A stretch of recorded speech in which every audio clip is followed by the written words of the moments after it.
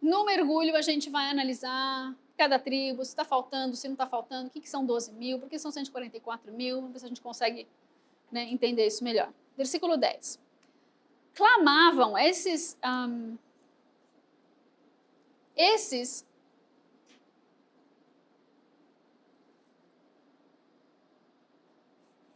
peraí, eu acho que eu pulei. Depois dessas coisas, depois de ver esses 4 anjos e os de Israel sendo selados, olhei e vi uma grande multidão que ninguém podia contar, de todas as nações, tribos, povos e línguas, que estavam em pé diante do trono e perante o Cordeiro, trajando compridas vestes brancas, com palmas nas mãos. Ah, mas eu queria tanto que fosse a igreja. Ah, não, está aqui a igreja, queridos. Chegou a igreja aqui no capítulo 7, você tem Israel na primeira metade do capítulo, e agora você tem igreja de judeus e não judeus. Todos os que são salvos, todos os que creem no Messias Yeshua são eclésia, são congregação de Deus. Então, não vão fazer que nem fizeram num dos meus vídeos aqui, que pode fazer até, porque aumenta os meus likes, eu fico até feliz, né, que ficaram brigando lá por quem era igreja, porque judeu messiânico não era igreja. Gente, igreja é grego e Messias e eclésia é igreja, congregação é hebraica. Eclésia é grego e congregação é hebraico, é tudo a mesma coisa na Bíblia, tá? Judeus messiânicos, Paulo, João, Pedro, todos eram parte da igreja de Cristo. Ok? Um está falando hebraico, outro está falando grego, então não misturemos alhos com bugalhos. Essa grande, você queria a igreja, ela está aqui, tá? Olha a nossa frase reincidente de novo aqui. Nações, tribos, povos e línguas. Clamavam com grande voz, essa grande multidão de vestes brancas. Salvação ao nosso Deus que está sentado no trono e ao Cordeiro.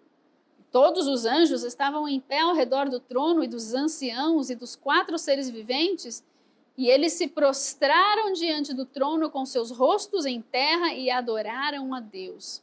E diziam assim: Amém! Louvor, glória, sabedoria, ação de graças, honra, poder e força ao nosso Deus para todos sempre. Amém!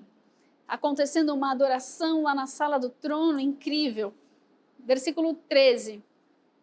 Então, um dos anciãos chega para João, que está assistindo essa cena gloriosa, deve estar assim, uau, que tremendo. E ele pergunta assim, João, quem são esses que estão vestidos de branco? Você sabe de onde eles vieram? E aí João, com toda a sua sabedoria dos seus 90 anos de idade, ou sei lá quantos anos de idade ele estava já aqui velhinho, ele vira, você que sabe, eu não sei de nada não. E boa resposta, Senhor, tu que sabes. E aí o ancião responde, esses, João, são os que vieram da grande tribulação e lavaram as suas vestes e as branquearam no sangue do Cordeiro. Esses vieram da grande tribulação. Segunda vez que a gente vê essa frase no Apocalipse, grande tribulação. A primeira foi aonde mesmo? Lá na mensagem para a carta de Adagesa, da Tiatira.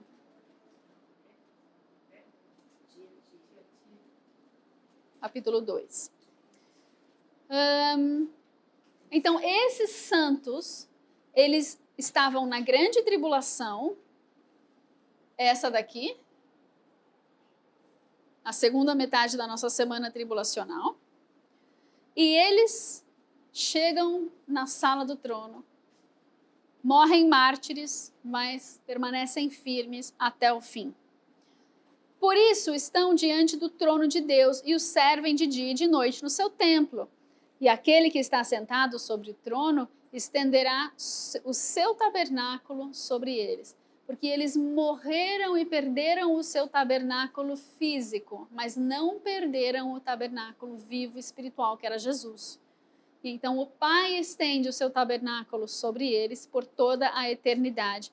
E como eles passaram fome nesse tempo, eles nunca mais terão fome, eles nunca mais terão sede, eles não sofrerão nem com o sol, não terão calor, nada virá sobre eles como aconteceu durante esse tempo terrível da grande tribulação. Por quê? Pois o Cordeiro que está no meio do trono os apacentará e os conduzirá às fontes das águas da vida. E Deus lhes enxugará dos olhos toda a lágrima, porque vão chorar muito durante a grande tribulação. Marta, vai fazer uma pergunta? Segura, aguenta.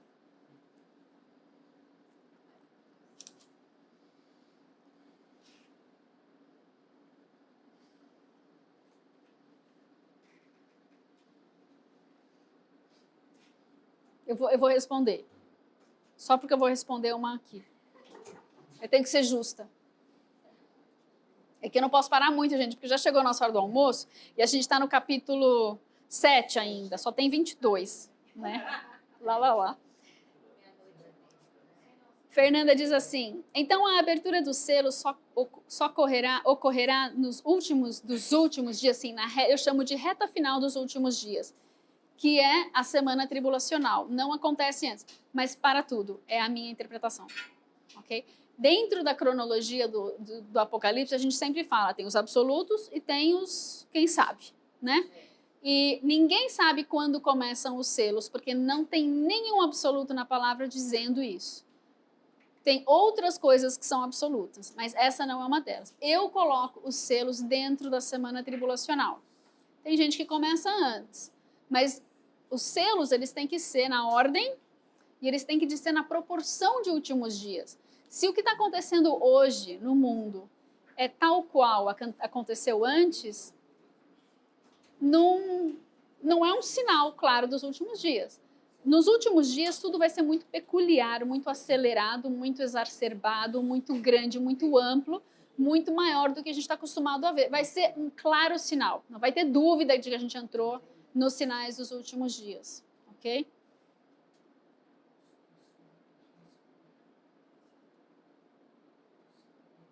Ah, sim. E ela diz assim, então Jesus não pegou esse livro lá quando ele vai pegar esse livro depois?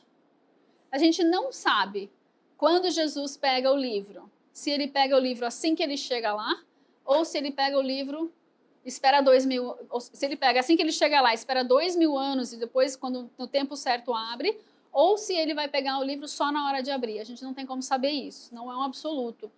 Fica a sua própria interpretação, ok?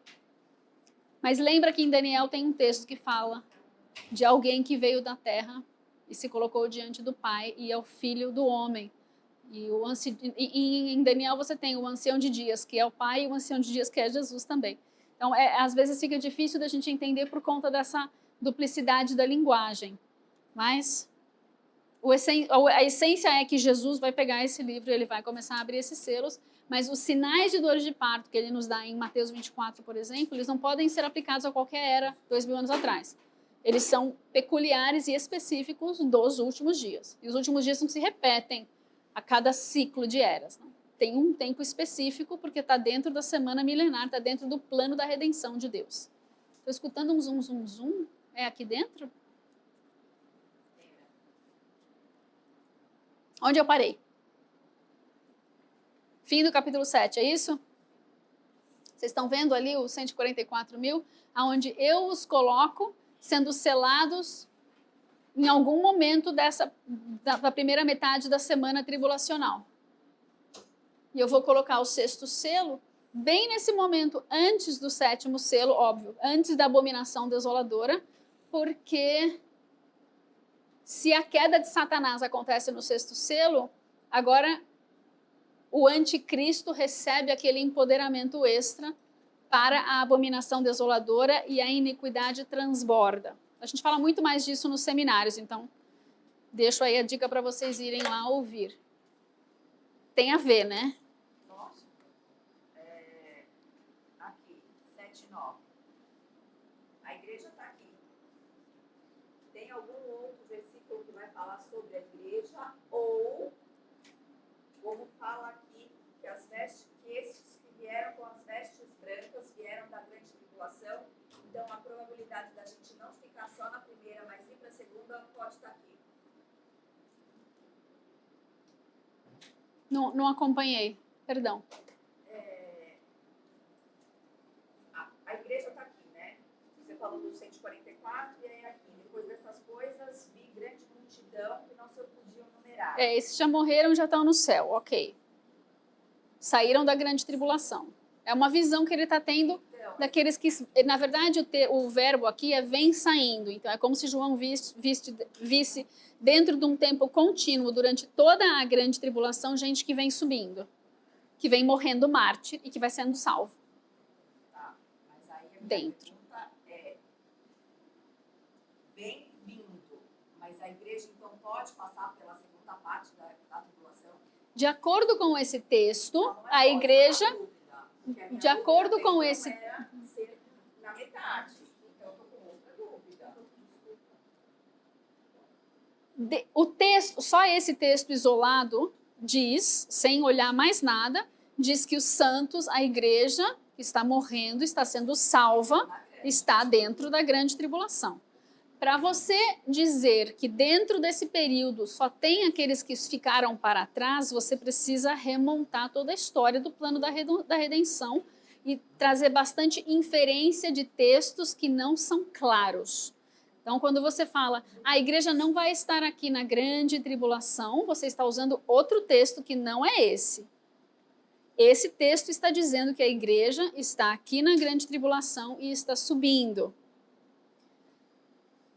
Mas algumas pessoas podem dizer, não, mas são só os santos que ficaram para trás. Esse texto não diz de ninguém que ficou para trás, né? O arrebatamento, estou pensando o arrebatamento ser realmente depois. A gente vai chegar lá no capítulo 11, eu acho que vai ficar um pouco mais claro. E quando a gente faz o seminário, na festa das trombetas, a gente respondeu bem claro essa pergunta da segunda vinda, do arrebatamento, de quando Jesus vem e quando a igreja vai. Festa das trombetas, está gravada. A gente pegou todos os textos da segunda vinda de Cristo, todos os sinais, colocou lá ordenado tudo o que acontece, a ordem dos eventos, e está claro que a igreja sobe na sétima trombeta. O X da questão é onde está a sétima trombeta, para quem não quer passar pela grande tribulação. Aí eu tenho que violar muitos textos para fazer isso funcionar e aí eu vou deixar a cargo de cada um, ok? Onde a gente está agora? Capítulo 8, certo? Então gente, só para avisar vocês, o almoço está servido. Vocês querem... A gente pode chegar no capítulo 10 para chegar no meio, pelo menos, antes de parar, ou vocês querem parar agora ou vocês querem comer na mesa? Se você tiver fome, levanta e pega. Quando eu chegar no capítulo 11, que vai estar bem no meio, a gente para, porque senão a gente não... Tá? E eu prometo não desmaiar. Se eu começar a ficar fraquinha, a gente para. Muito bem. Vamos lá.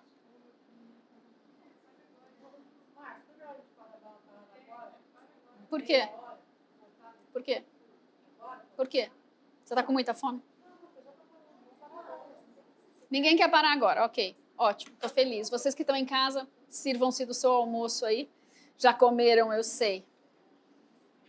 Muito bem, então nós temos os... Tipo, respondi? Mais ou menos? Ok.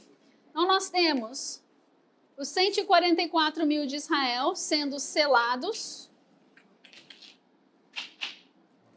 antes dos 4 ventos serem liberados para danificar a terra, o mar e as árvores. Eles vão ser liberados aqui, a gente vai ver nas trombetas.